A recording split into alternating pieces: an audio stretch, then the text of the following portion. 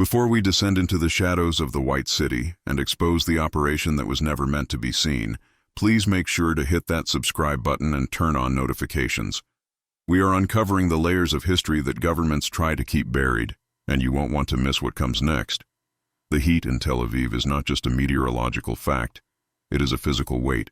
In mid-August, the humidity rises from the Mediterranean like a phantom, wrapping the city in a damp, suffocating embrace that makes shirts stick to backs and tempers shorten. It is a city that lives entirely in the present, a frantic, vibrant, sleepless metropolis where the coffee is strong, the traffic is aggressive, and the beach is the only sanctuary. But for Eli, standing on the corner of Allenby and Rothschild, the heat was a secondary concern.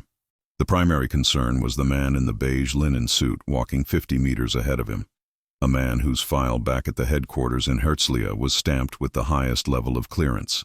Eli adjusted his sunglasses, a reflex born of 20 years in the service. To the casual observer, and there were thousands of them on this bustling Tuesday afternoon, Eli was just another local. He wore faded jeans, a dark t-shirt, and carried a worn leather satchel. He looked like a university lecturer, or perhaps a software engineer taking a break. He did not look like a Katsa, a field intelligence officer for the Institute for Intelligence and Special Operations, known to the world simply as the Mossad. The target, codenamed Viper, was moving with a confidence that Eli found unsettling. Usually, men carrying what Viper was suspected of carrying were nervous. They checked their reflections in shop windows. They adjusted their pace erratically. They sweated more than the weather demanded. But Viper walked with the leisurely stride of a tourist. He stopped to look at the Bauhaus architecture, the stark white buildings with their curved balconies that gave Tel Aviv its nickname. He bought a juice from a street vendor, paying with exact change. "Control, this is Aleph 1, Eli murmured, his lips barely moving. The microphone was stitched into the collar of his t-shirt, a piece of technology so thin it was undetectable to the touch. "Target is heading north on Rothschild. Pace is steady. No contacts yet." "Copy, Aleph 1. The voice in his earpiece was clear, stripped of emotion. It was Sarah, sitting in the air-conditioned command center miles away, staring at a wall of monitors. "Keep distance. We have Bravo team parallel on the next street. Do not engage. I repeat, do not engage. We need to see who he meets." The operation was fragile. Intel suggested that Viper was not the final link in the chain. He was a courier, a transporter of something highly sophisticated and incredibly dangerous. The intelligence, gathered from a safe house in Cyprus weeks earlier, pointed to a new type of device, one that could bypass standard chemical sniffers. If Viper was neutralized now, on the street, the device might be secured, but the network would remain intact. The engineers, the planners, the financiers, they would all slip away into the shadows, ready to try again. And next time, Mossad might not be watching. But there was a complication, one that hadn't been in the briefing. As Viper crossed the intersection, a van screeched to a halt nearby. It wasn't a police van, nor was it a delivery truck. The side door slid open, and a crew jumped out, wielding heavy cameras and boom microphones. It was a production team for a popular Israeli reality show, filming a segment on the city's nightlife and culture. Eli felt a cold spike of adrenaline. Spies thrive in the gray areas, in the boring, unnoticed moments of life. They die, or worse, they fail, when the spotlight finds them. And right now, Viper was walking straight into a high-definition, wide-angle lens. "Control, we have a situation," Eli said, his voice dropping an octave. "Media presence, unscheduled. They are filming the street." "Abort tracking?" Sarah asked, the first hint of tension entering her voice. "Negative," Eli replied, watching as Viper maneuvered around the camera crew, his face briefly illuminated by their portable lights. "If he sees them and spooks, we lose him. If he sees me avoiding them, he makes me. I have to walk through the shot." It was the nightmare scenario. An operative, deep in the middle of a delicate tracking mission, potentially having his face broadcast to thousands of homes. But Eli didn't hesitate. He lowered his head slightly, affecting the disinterested air of a pedestrian annoyed by the obstruction, and walked past the camera crew, keeping his eyes locked on the beige suit disappearing into the crowd. The game had changed.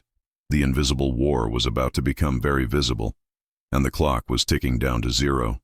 To understand the gravity of the situation on Rothschild Boulevard, one must understand the machinery operating behind Eli. The Mossad is not a monolith. It is a complex organism composed of distinct departments, each with its own culture, its own secrets, and its own methods. The operation to track Viper was being run by Caesarea, the division responsible for special operations. These were the elite, the men and women who lived under assumed identities, who could dismantle a weapon in the dark, who could speak 4 languages with local dialects, and who carried the weight of the state's survival on their shoulders. But even Caesarea relied on the eyes and ears of the rest of the intelligence community. In the command center, known internally as the aquarium, due to its glass-walled meeting rooms and soundproof isolation, the atmosphere was electric. Sarah, the mission controller, sat at the center of a horseshoe-shaped desk. In front of her, a massive screen displayed a digital map of Tel Aviv. Blue dots represented her team, Eli, Aleph 1, the Bravo team on parallel streets, and the snipers positioned on rooftops 3 blocks away. A red dot, pulsed by a transponder signal they had managed to slip into Viper's lining at the airport customs check, marked the target. "Run facial recognition on that camera crew," Sarah ordered, pointing to a secondary monitor that was tapping into the city's municipal traffic cameras. "I want to know if they are genuine or if this is counter-surveillance." "Processing," a young analyst named David replied. His fingers flew across a keyboard. "It looks legitimate, boss. Tel Aviv Nights. It's a reality show. They have a permit filed with the municipality for filming in this sector today." "Bad luck," Sarah muttered. "The worst kind of luck. In the intelligence world, there is a saying, you can plan for the enemy, you can plan for the weather, but you cannot plan for the chaos of the public." The operation, codenamed Silent Echo, had been months in the making. It began with a whisper in a marketplace in Damascus, a fragment of conversation intercepted by Unit 8200, the IDF's Signals Intelligence Corps. The fragment spoke of a gift arriving in Tel Aviv, a package that would change the skyline. It wasn't much, but it was enough to trigger the alarms. The analysts began to dig. They traced money transfers through banks in Beirut and Malta. They cross-referenced travel patterns of known associates. Slowly, a picture emerged. A cell was active and they were planning something spectacular. Viper was the conduit. He was a freelancer, a man of no fixed ideology, motivated only by the substantial fee deposited into a numbered account in Zurich. This made him dangerous in a different way. He wasn't a fanatic seeking martyrdom. He was a professional who wanted to survive to spend his money. He would be cautious, he would be observant, and he would be ruthless if cornered. "Target is stopping," Eli's voice cut through the room. On the big screen, the red dot halted. Viper was standing in front of a small, nondescript kiosk that sold lottery tickets and cigarettes. "What is he doing, Aleph 1? Sarah asked. "He's buying a newspaper," Eli reported. "He's checking his watch. He's waiting." "Scan the area," Sarah commanded the room. "Who is around him? Look for the contact." The analysts scoured the feeds. Dozens of people were within a 10-meter radius. A mother pushing a stroller, 2 soldiers on leave, laughing over ice cream, an elderly man reading on a bench. Any one of them could be the contact, or none of them. "Bravo team, move to intercept positions but stay out of sight," Sarah ordered. "If the exchange happens, I want high-resolution images of the recipient. Do not move until the package changes hands." The tension in the aquarium was palpable. They were balancing on a knife's edge. If they moved too soon, they caught a courier with a device but lost the network. If they moved too late, the device disappeared into the city, ticking away toward a tragedy. And hovering over it all was the specter of the unauthorized camera crew, recording the streets of Tel Aviv, potentially capturing the faces of the most secret operatives in the country. If this went wrong, the tapes would be dissected by every intelligence agency in the world. The tracking of Viper had actually begun 6 hours earlier at Ben Gurion International Airport. The airport is widely considered one of the most secure in the world, a fortress of overlapping security rings that begins miles before the terminal and ends at the gate. Viper had arrived on a flight from Athens. He traveled on a Canadian passport under the name Robert Miller.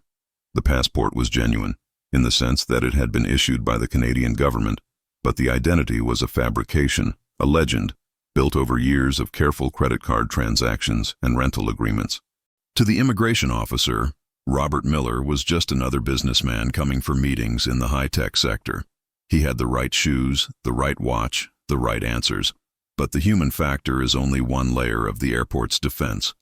As Viper walked through the arrivals hall, he passed through a corridor lined with sensors. These were not metal detectors, but behavioral analysis cameras. The software, developed by a startup that worked closely with defense contractors, measured micro-expressions, pupil dilation, and heart rate through thermal imaging. When Viper passed the sensors, a silent alarm triggered in a basement room of the airport. His heart rate was elevated, 105 beats per minute, despite his calm walking pace. His eyes made rapid saccadic movements, scanning the exits and the security personnel. The algorithm flagged him as a person of interest. This was the anomaly that started the clock. A CATSA stationed at the airport, posing as a taxi dispatcher, had been alerted. He marked Viper. While Viper was in the restroom, a cleaner, another asset, had managed to slip a wafer-thin transponder into the lining of his suit jacket. It was a masterpiece of tradecraft, executed in seconds. Now, hours later in the city center, that transponder was the only thread connecting the Mossad to the threat. Eli watched Viper from the reflection of a shop window. The target was reading the newspaper, but his eyes weren't moving across the text. He was looking over the top of the pages. He spotted something, Eli whispered. "What?" Sarah asked. "I don't know yet, but his posture changed. He's rigid." Suddenly, Viper folded the newspaper and tossed it into a trash can. He turned abruptly and began walking east, away from the boulevard, into the maze of smaller streets that led toward the Carmel market. "He's moving," Eli said, stepping away from the shop window. "He's picking up the pace." "Did he make you?" Sarah asked, the fear evident. "No," Eli said confidently. "He didn't look at me. He looked at the van, the reality TV van." The production crew had started packing up, but one of the cameramen had swung his lens in a wide arc to capture B-roll of the street. Viper, the professional, the paranoid courier, had seen the lens and reacted. "He's spooked," Sarah said. "He thinks he's being surveilled, but he thinks it's clumsy. He thinks the van is a cover." "He's burning the route," Eli said, entering the narrow alleyway. "He's going to try to lose the tail. Stay with him, Aleph 1. Do not lose that signal." The Carmel market, the Shuk, is a sensory overload. It is a narrow, crowded thoroughfare lined with stalls selling spices, fruits, vegetables, cheap clothing, and electronics. The air is thick with the smell of za'atar and frying falafel. The noise is deafening, vendors shouting their prices, shoppers haggling, music blaring from radios. It is the perfect place to disappear. Viper dove into the market like a swimmer diving into a riptide. He didn't run, that would attract attention. But he moved with aggressive fluidity, weaving between shoppers, using the density of the crowd to break the line of sight. Eli followed. This was the hardest kind of surveillance. He had to be close enough to keep visual contact as the transponder signal would bounce and lag in the narrow, building-lined alley, but far enough back not to be noticed by a man who was now on high alert. "Bravo team, flank the market," Sarah ordered. "Cover the exits on Allenby in the parking lot. He's trying to flush us out." Eli grabbed a peach from a stall as he passed, tossing a coin to the vendor without breaking stride. He took a bite. It was a small act, designed to make him look like a local, casual, unhurried.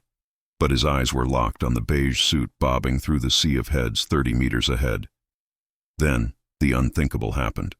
A police patrol, 2 officers in blue uniforms, stepped out from a side street blocking Viper's path. They weren't looking for him, they were stopping to reprimand a vendor for blocking the walkway. But to Viper, in his heightened state, it looked like a trap. He froze. Eli froze. If Viper drew a weapon here, in this crowd, it would be a massacre. The standoff lasted less than 3 seconds, but in the operational time of a Kaidan unit, it felt like an hour. Viper's hand twitched toward his waistband. Eli's hand moved instinctively toward the small of his back, where his own concealed Glock was holstered. But the police officers didn't even look at the man in the beige suit. They were arguing with the vendor about a crate of cucumbers. Viper realized his mistake instantly. He exhaled, his shoulders dropping a fraction of an inch, and sidestepped the officers, merging back into the flow of the crowd. Eli breathed again. "Target clear of the police." Continuing south. "That was too close," Sarah said. "The police aren't in the loop. We need to keep them out of this. If they arrest him for acting suspicious, we lose the network." The complexities of operating on home soil were unique. In a foreign country, everyone is an obstacle.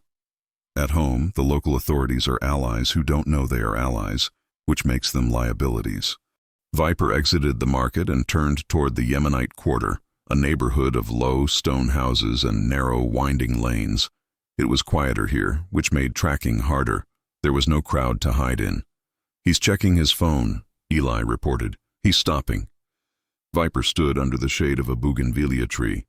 He pulled a burner phone from his pocket, typed a quick message, and then, in a move that shocked the surveillance team, he pulled the battery out, dropped the phone on the ground, and crushed it with his heel. "He's going dark," Eli said. "He's initiating the meet." "All units tighten the net," Sarah commanded. "The handoff is imminent." But as Eli turned the corner to close the distance, a group of tourists on segways rolled between them, blocking the view. By the time the whirring machines had passed, the street under the bougainvillea was empty. "Visual lost," Eli hissed. "I repeat, visual lost." "Signal?" Sarah barked. "Signal is erratic," the tech analyst shouted. "It's bouncing off the stone walls. I have him in a 50-meter radius, but I can't pinpoint the street." Panic, cold and sharp, spiked in the aquarium. A man with a catastrophic weapon had just vanished in the heart of a residential district. "Bravo team, sweep the parallel streets. Aleph 1, check the courtyards." He couldn't have gone far. Eli began to run. The pretense of the casual stroller was gone. He moved with the efficiency of a predator. He checked the first alley, empty. He checked the second, a cat sleeping on a wall. Then he heard it, the sound of a heavy metal door slamming shut. He moved toward the sound. It came from an old building with peeling stucco. There was no sign, just a heavy iron door. Eli approached it, pressing his ear against the metal. Silence. "Control, possible entry at 14 Hay Carmel. I'm going to try to gain access." "Wait for Bravo," Sarah cautioned. "No time. If he's handing off the package inside, it takes 10 seconds. I'm going in." Eli picked the lock with a tension wrench and a rake, his hands steady despite the adrenaline. The lock clicked. He pushed the door open. It was a courtyard, shaded and cool, and it was empty. But on the other side of the courtyard, a rear gate stood ajar. Viper had used the building as a shortcut. He was moving fast. Eli sprinted across the courtyard and through the gate. He emerged onto a different street, blinking in the harsh sunlight. And there he was. Viper was 50 meters down the road, but he wasn't alone anymore. He was walking next to a woman. She was young, dressed in modern, fashionable clothes, wearing large sunglasses and carrying a bright red beach bag. They weren't speaking. They weren't looking at each other. They were just walking in sync. "Contact established," Eli said, his voice level. "Female subject, red bag. They are walking together." "Is that the package?" Sarah asked. "Is it in the bag?" "Unknown. Viper is empty-handed now. He wasn't before. He must have passed something small, or the bag is the package and he just briefed her. We need a positive ID on the woman, now." The woman was an unknown variable. The dossier on the terror cell had listed 3 potential couriers and 2 engineers, all male. There had been no mention of a female operative. This changed the profile. Security forces were often trained to look for young men of a certain demographic. A young woman, looking like she was heading to the beach for a tan, was effectively invisible to the standard profile. "She's splitting off," Eli reported. At the corner of Allenby, the two separated. Viper turned left, heading toward a taxi stand. The woman turned right, heading toward the sea. "Decision time," Sarah announced in the command center. "Who is the threat?" "The bag," the senior analyst argued. "The bag is heavy. Look at the strap digging into her shoulder. Viper looks light. He's done his job. If we follow the woman and she's a decoy, we lose Viper," Sarah countered. "But if she has the device..." It was the classic dilemma, the bird in hand or the bird in the bush. But the stakes involved potentially hundreds of lives. "Split the teams," Sarah ordered. Bravo, take Viper. Arrest him quietly once he is in a vehicle. Aleph 1, stay with the woman. Do not let that red bag out of your sight. If she enters a crowded area, we authorize immediate intervention. Eli turned right. He felt a pang of anxiety as he let Viper go. It went against every instinct to let a known hostile walk away. But the red bag was the magnet. The woman walked with purpose. She wasn't meandering like a tourist anymore. She was heading straight for the promenade, the Tailet. It was 5 p.m. The beach would be packed with families, teenagers, and tourists watching the sunset. She's heading for the kill zone, Eli whispered. As she walked, Eli noticed something else. She was wearing headphones. She was bobbing her head slightly, as if listening to music. Was she listening to instructions? Or was she trying to calm herself before the end? The pursuit moved toward the coastline. The smell of salt water grew stronger, mixing with the exhaust of the city. The noise of the waves and the beachgoers began to rise. Suddenly, the woman stopped at a crosswalk. She turned her head, scanning the street behind her. Eli ducked behind a newsstand. She looked right at him. Or rather, right at the newsstand. Did she see him? She turned back, the light changed, and she crossed. She's nervous, Eli said. She's checking her 6. Close the distance, Aleph 1. We have support units moving to the beach. But as Eli stepped out to follow, a teenager on an electric bicycle moving at illegal speed on the sidewalk clipped him. Eli spun around, losing his balance, his satchel sliding off his shoulder. Hey, watch it, the kid yelled, not stopping. Eli scrambled to his feet. He looked at the crosswalk. The woman was gone. The crowd on the other side of the street was dense. A bus had pulled up, discharging passengers. She could be behind the bus, in a shop, or running. I've lost visual, Eli shouted, not caring about cover anymore. She's gone. Find her, Eli, Sarah screamed through the earpiece, breaking protocol. Find her or this city burns. The aquarium was in chaos. Switch to municipal cameras, all sectors. Look for the red bag. Dozens of screens flickered as analysts pulled up feeds from traffic lights, ATMs, and hotel security cameras. There, Sector 4, near the Opera Tower. A grainy image appeared on the main screen. The woman was walking fast, past the fountain. She was no longer wearing the sunglasses. Her face was visible. Run it, Sarah yelled. The facial recognition software churned. It cross-referenced the image against databases from the Shin Bet, the police, and international watch lists. Match found. A profile popped up. Nadia K., 24 years old, student at Tel Aviv University. Clean record. A clean skin, Sarah whispered. Recruited on campus. The perfect mule. She's not a mule, the profiler interjected. Look at her eyes. She's not scared. She's determined. She's the bomber. Where is she heading? She's entering the boardwalk. She's moving toward the crowded area near the drum circle. The drum circle. On Friday evenings it was packed. On a Tuesday, it was still a gathering point for drifters, musicians, and crowds. Eli, she is 200 meters ahead of you. Entering the promenade. You have to intercept before she reaches the crowd. Eli was sprinting now. He vaulted a railing, landing on the pavement of the promenade. The sun was dipping low, casting long, blinding shadows. He scanned the sea of people. Red bag. Red bag. He saw a flash of crimson. A woman sitting on a bench, putting the bag down next to her. She wasn't near the drummers. She was near a playground. A playground full of children. Eli felt his stomach drop. The rules of engagement were clear. You do not fire into a crowd unless absolutely necessary. But if she detonated that bag, he slowed down. He couldn't run up to her. She would trigger it. He had to approach calmly. He had to get close enough to control her hands. He checked his earpiece. I have her. She is sitting on a bench. Sector 7, playground nearby. I am moving to engage. Negative, Aleph 1, Sarah said. Look to your left, 10 o'clock. Eli looked.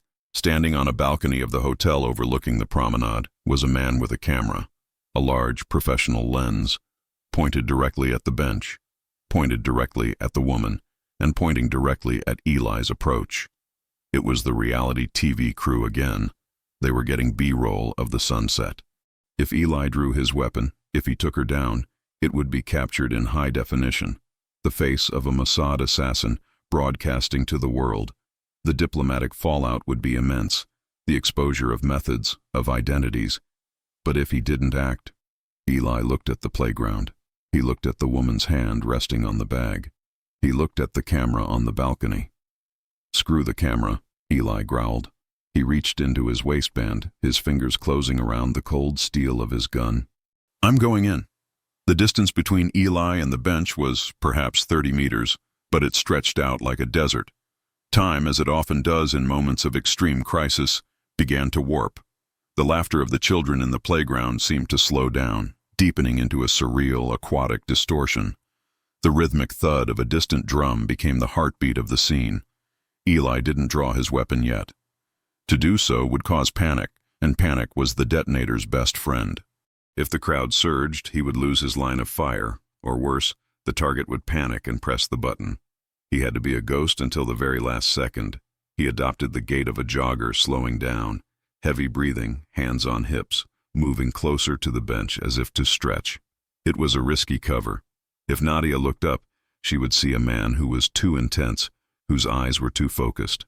"Snipers have eyes on." Sarah's voice came through, steadying him. "We have a shot, but the backdrop is the playground. We cannot take it. It's all on you, Eli. No pressure, just the lives of 50 people and the reputation of the agency." Nadia sat with a strange stillness. Her hand was inside the red bag now. Was she holding the trigger? Or was she just reaching for a water bottle? The ambiguity was the killer. As Eli closed to 10 meters, a stray soccer ball rolled from the playground and bumped against Nadia's foot. A little boy, maybe 6 years old, ran after it. "Sorry," the boy chirped in Hebrew. Nadia looked down. For a split second, the mask of determination slipped. Her face contorted. Pain, regret. She pulled her hand out of the bag. It was empty. She pushed the ball back to the boy with her foot. "Go," she whispered, her voice barely carrying over the wind. "Run away." She knew. She knew what she was about to do, and she didn't want the boy to see it. This was the opening. Eli didn't wait. He lunged. He didn't draw the gun. He went for the tackle. He hit her with the force of a linebacker, driving his shoulder into her chest, knocking the wind out of her. They tumbled backward off the bench onto the sand. The red bag fell to the pavement. "Gun!" someone screamed. Nadia was screaming, clawing at his face. She was strong, fueled by adrenaline and fanaticism. She wasn't trying to fight him off. She was trying to reach the bag. "Device! Device!" Eli roared, pinning her arms with his knees. "Clear the area." The reality TV camera on the balcony zoomed in. The lens captured the struggle in perfect clarity. The dusty agent, the screaming woman, the red bag sitting ominously alone on the concrete. "Bravo team is on scene." A black van tore onto the promenade, mounting the curb. 4 men in tactical gear, not police, but plainclothes Kaidon with heavy vests, poured out. 2 went for the bag, placing a ballistic blanket over it. 2 went to help Eli. They dragged Nadia up, zip-tying her hands, hooding her head instantly to prevent identification and spitting. Eli stood up, panting, wiping sand from his face. He looked up at the hotel balcony. The cameraman was still filming. The red tally light was on. Eli stared directly into the lens. He didn't hide. He didn't turn away. He raised a hand, pointed at the cameraman, and made a cutting motion across his throat. "Stop filming." The cameraman, sensing the shift in the atmosphere, lowered the camera. "Bag is secure," the bomb tech shouted. "I see wires. It's live, but the switch wasn't thrown." The boy with the soccer ball was standing by the slide, watching with wide eyes. He had no idea that the man breathing heavy in the sand had just bought him a future. The adrenaline crash is always worse than the high. Eli felt his hands shaking as the cortisol flushed out of his system. The promenade had been cleared by the police now, the real police, who had arrived, sirens blazing, confused and aggressive. There was a tense standoff. The uniformed officers wanted to arrest everyone. The Mossad team flashed credentials that didn't technically exist but carried the authority of the Prime Minister's office. "This is a closed military zone." The Bravo team leader barked at a police captain. "Your jurisdiction ends at that tape. We take the prisoner. We take the bag." "You caused a riot in my district," the captain shouted. And who is he? He pointed at Eli. He's a tourist, the team leader said deadpan. He helped subdue a mugger. He's leaving now. Eli slipped away into the shadows of the hotel garden. He needed to disappear before the press arrived in force. But there was loose end. The camera crew. Sarah, Eli said into his comms. The tape. The reality show crew on the balcony. They have everything. My face. The takedown. The team. We're already on it, Sarah replied. We have a team moving to the production suite. We're citing National Security Order 14. That footage will never see the light of day. But in the digital age, things are slippery. As Eli walked toward his extraction car, his phone buzzed. It was a text from his daughter. Dad, is that you on Twitter? His blood ran cold. He opened the link. It wasn't the professional footage. It was a cell phone video taken by a tourist on the beach. It was shaky, vertical, and grainy.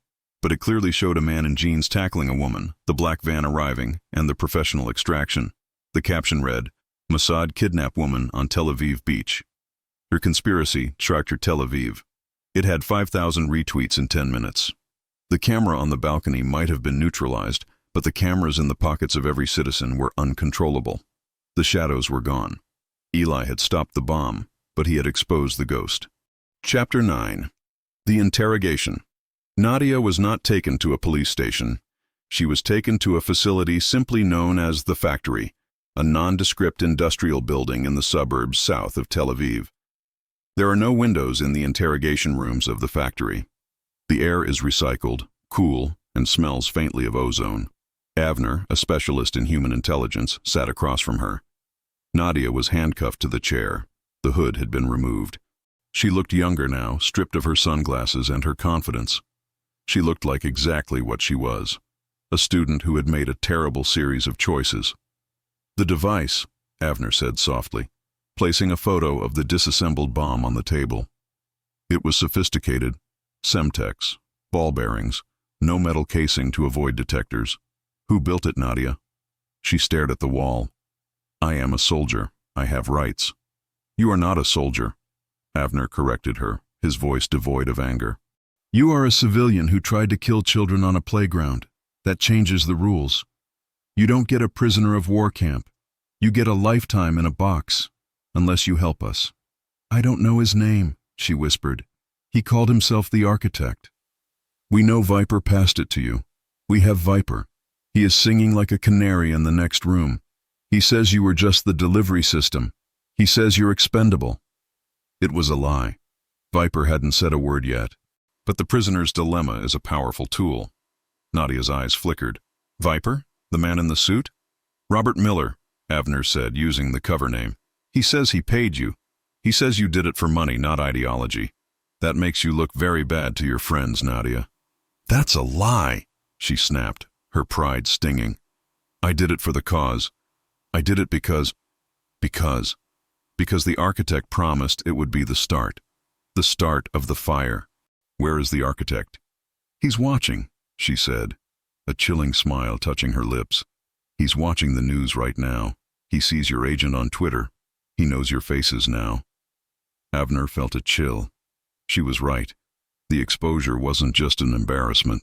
It was a targeting package. Where is he, Nadia? He said if I failed, if I was captured, the second wave would begin. Avner stood up, knocking his chair back. Second wave? What second wave? You stopped the beach, she said, but you didn't check them all. Chapter 10. The second wave. The alert went out instantly. Code red.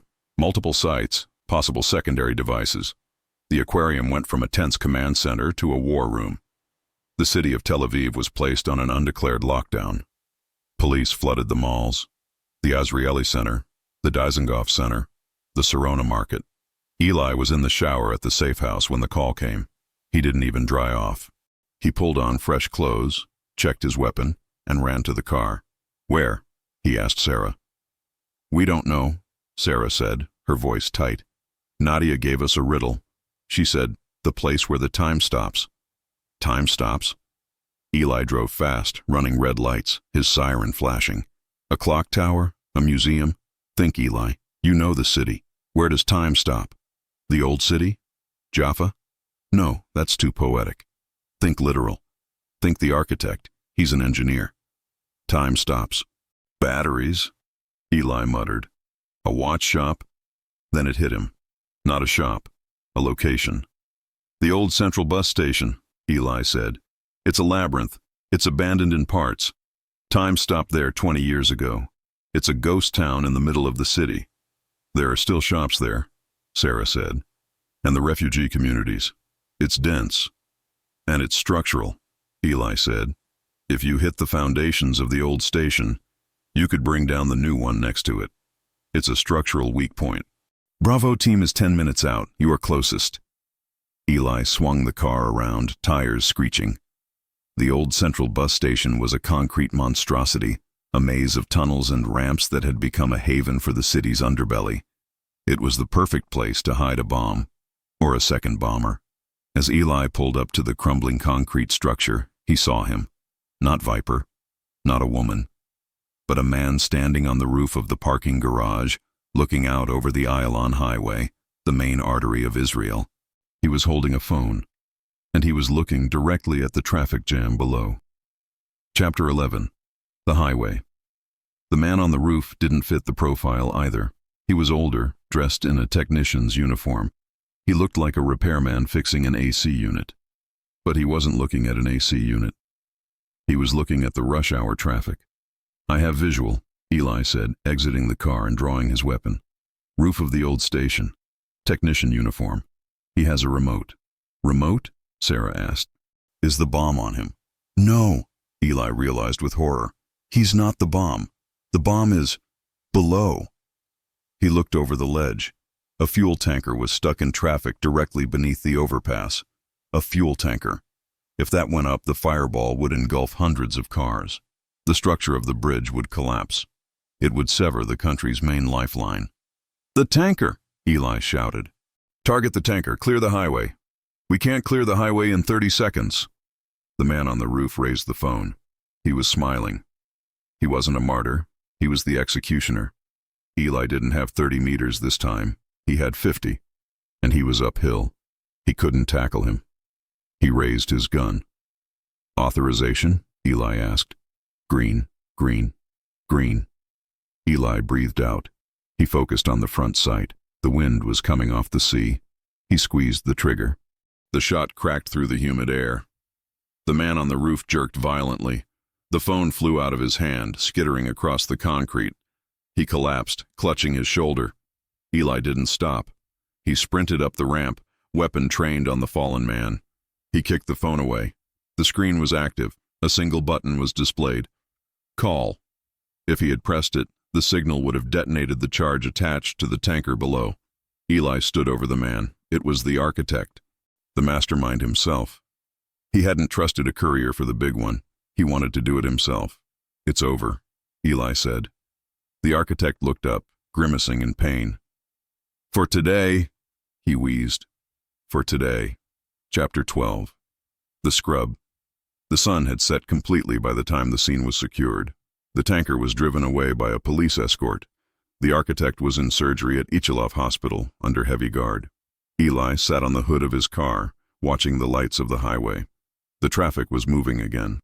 Thousands of people driving home to their families, arguing about politics, listening to the radio, completely unaware that they had been seconds away from incineration. That was the job, to be the invisible shield, to protect people who would never know you existed and who would probably criticize you if they did. His phone buzzed. It was Sarah. The internet is scrubbed, she said. We flooded the hashtags with bot traffic. K-pop videos, cat memes, conspiracy theories that make the real video look fake. The algorithm buried the footage of you on the beach. And the reality show? Confiscated. The producer was persuaded that it was in the national interest. We swapped their hard drives. They lost the day's footage. So it never happened. Eli said, lighting a cigarette. What never happened? Sarah replied. Eli smiled. He looked at his hands. They were still shaking slightly. He was a ghost again. He finished the cigarette, crushed it under his heel, and got into his car. He drove back into the city, merging with the traffic, Just another man in a white city, disappearing into the heat and the noise, waiting for the next time the cameras weren't looking. But somewhere, on a server in a country hostile to Israel, a copy of that cell phone video had been downloaded before the scrub. A face matching Eli's had been run through a database. The operation was over. But the war is never over.